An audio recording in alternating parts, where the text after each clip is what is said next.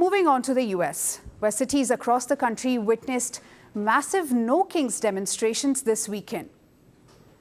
From New York City's Times Square to the streets of Los Angeles, large crowds of protesters poured in on Saturday, holding signs with slogans like "Democracy, not monarchy," and "The Constitution is not optional." Thousands rallied in parks, outside courthouses, and even state capitals, decrying what they describe as a dangerous shift in American democracy. Organizers call the movement No Kings, a symbolic rejection of what they see as a presidency that has overstepped democratic limits.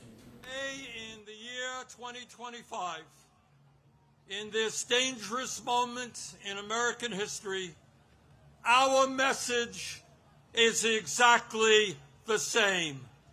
No, President Trump, we don't want you or any other king to rule us.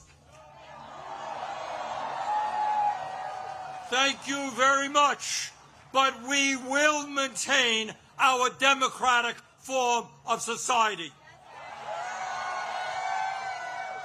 We will not move toward authoritarianism in America. We, the people, will rule.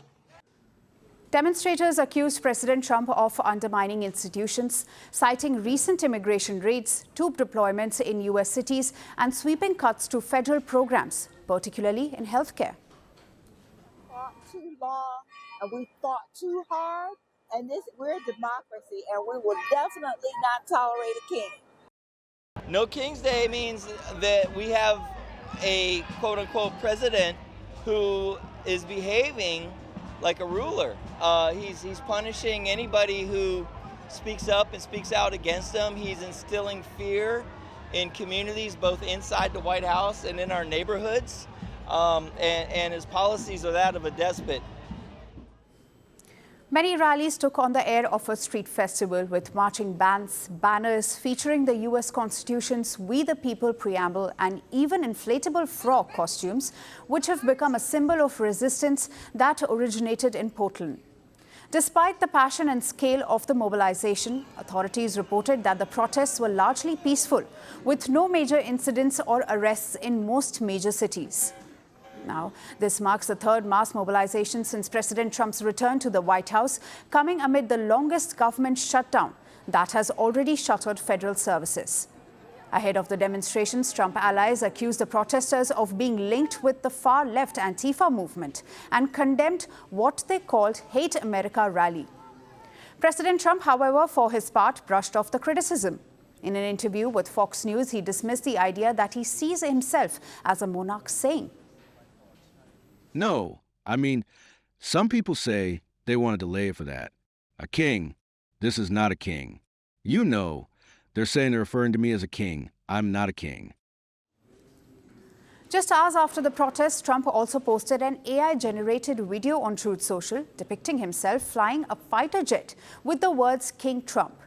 The clip showed the plane dumping brown sludge over crowds of protesters. The video includes a snippet from Kenny Loggins' song "Danger Zone," notably used in the Tom Cruise classic Top Gun.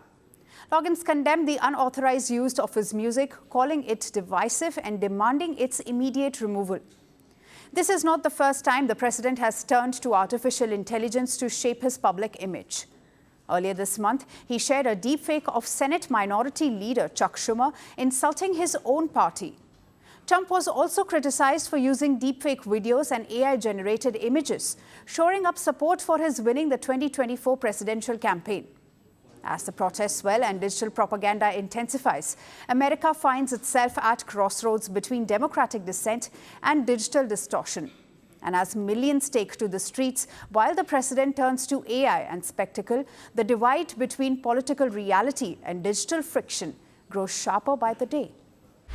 Want the facts? The latest developments? News that gets straight to the point. Well, we've got all three just for you. This is Firstpost Live, a brand new show, your window into what really matters. Don't miss it.